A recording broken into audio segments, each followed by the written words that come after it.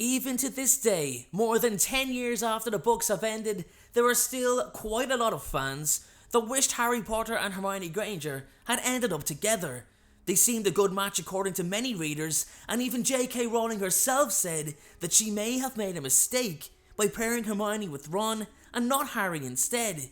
Harry ends up with Ginny, Hermione ends up with Ron, and all is well. But that just isn't good enough for me. I wanted to know why the two never developed feelings for each other, if they were right for each other. I want to know if they were truly a good match. So that's what I've done. I've worked out why I believe it didn't happen, and if you want to hear my view on why Harry and Hermione weren't right for each other, why the two never got together, then stick around and enjoy today's video.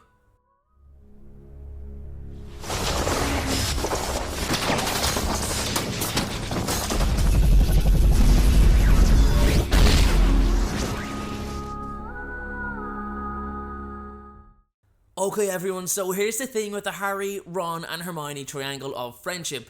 It started to garner a lot more attention after the release of the movies, especially as the actors got older, because what the movies failed to do, in my opinion, was distinguish the level of friendship between Harry and Hermione.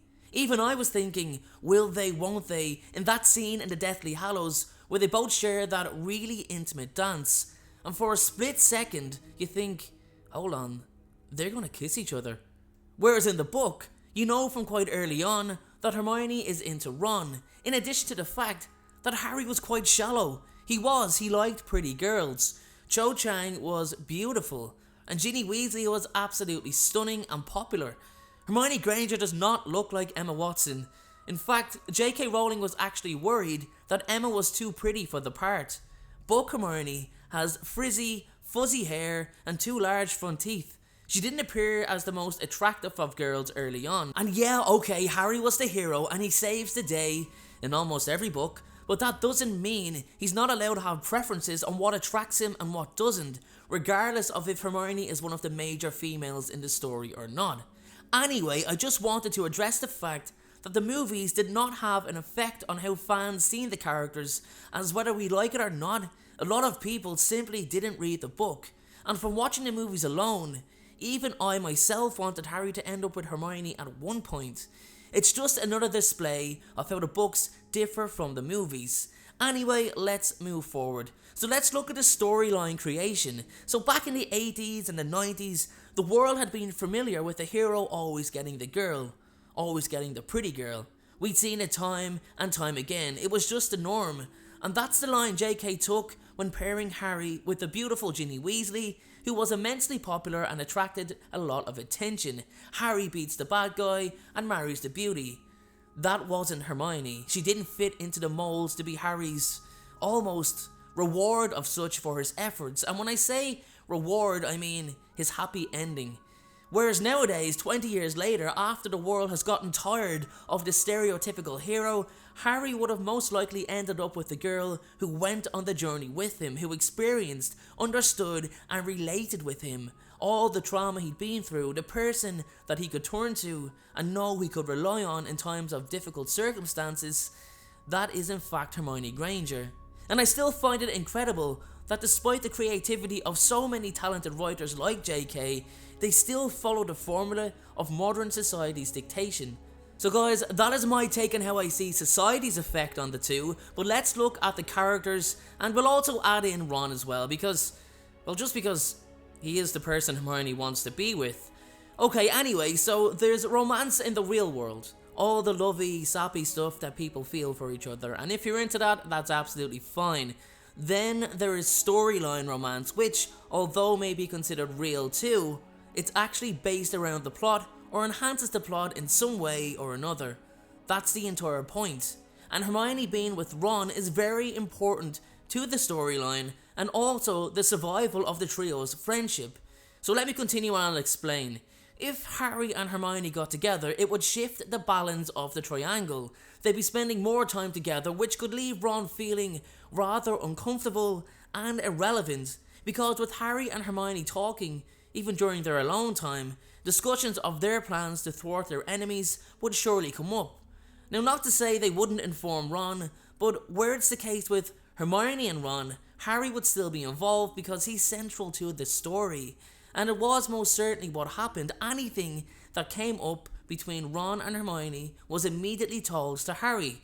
And what Ron has is actually something Harry doesn't, and that is fire and passion. Now, I'm not saying Harry is dull, but Ron is full of joy and wit, and it's not shown as well in the movies, but Ron is extremely funny. He's really funny in the books. He lifts the mood so often for Harry and Hermione. Hermione, however, is used to logic. She's silent on matters she can't decipher, while Harry can be quite silent when it comes to siding with her over Ron. He doesn't like disagreeing with her, whereas Ron will call Hermione out on any idea or opinion he doesn't like, and better yet, always seems to give another option or shed some light in a different manner. And I think that's why Ron gets the Deluminator. That's why JK Rowling put him in that part, because he's always able to see things differently, in a different light. No pun intended. Actually, there is kind of pun intended. Anyway, take him away from the situation, and you'll find Harry struggling when Hermione's logic is too plain-sighted for him to object to. Hermione loves Ron because he's an alternative to her logic. So Hermione may be clever and talented, but she's not always right.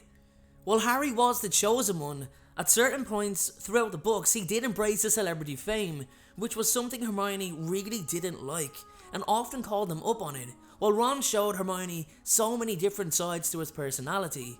He was hot-headed some days, then bashful and cheeky the next. He was so stubborn at points, yet eventually he was always willing to learn. He valued Harry's friendship so much, when so many others liked Harry simply because of his fame. Ron stuck with him as an apparent sidekick, but he was actually so much more. Hermione seen that. Ron willingly stood in Harry's shadow, and Hermione was attracted to such a sacrifice, but also such a show of strength. She watched Ron do it year after year. And Harry, on the other hand, well, I don't think he's ever seen Hermione in the light of love either. She was like another Ron to him. But while Ron was in Harry's ear encouraging him, Hermione was in the other ear, being logical and sound-minded. They were a perfect blend for a large part of Harry's hidden personality, because it did take Harry a lot to open up after what he'd been through, so it's not a surprise that the two people who were literally like opposite sides of a coin to him were actually opposites attracted to each other. However, we do have a hero in Harry, so that means Hermione appears as the heroine, due to her unbelievable talent and success in aiding Harry and Ron, like she saved their lives countless times, which means that Ron kind of takes a back seat despite his amazing efforts, and that really appears as unfair to the reader. Hermione is too alert though. Out of everyone, she knows Ron. She knows his struggles, how he feels about his place within his family, how he participates, despite knowing Harry will get the majority of the praise. That's why Ron gets to be with Hermione, and she gets to be with him. They are both attracted to each other's traits, albeit being completely opposite, yin and yang, opposite sides of a coin, as I previously said.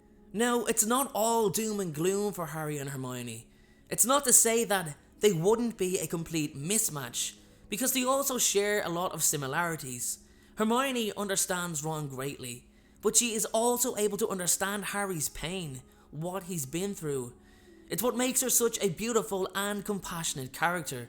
So the final note I want to add is this: Harry and Hermione never ended up together because they truly never seen anything other than friendship between them.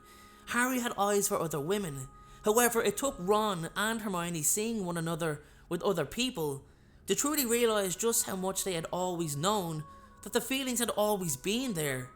Hermione and Harry were never meant to be, as their characters were not as polarising together as her and Ron, and I think JK's writing shows that.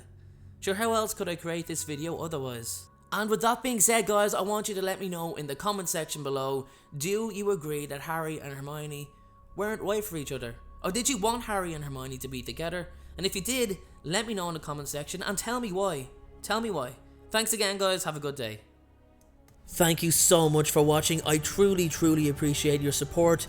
Everyone, notifications of uploads are more important than ever. So please, if you haven't already, turn those notifications on to make sure you're notified the moment my video goes live. Making videos is what I love to do, it's my dream and my passion. However, it does cost time and money to produce this content, so if you have $1 to spare to support me on Patreon in exchange for some exclusive unseen content, then you can click the Patreon link below or at the end of this video. Please only support me if you can afford it. And make sure to follow me on Instagram at InstaDNJ and on Twitter at PotterFolklore. Check out my other videos appearing on screen, and please make sure, most importantly, to hit that subscribe button. Thanks again everyone, and please have a great day.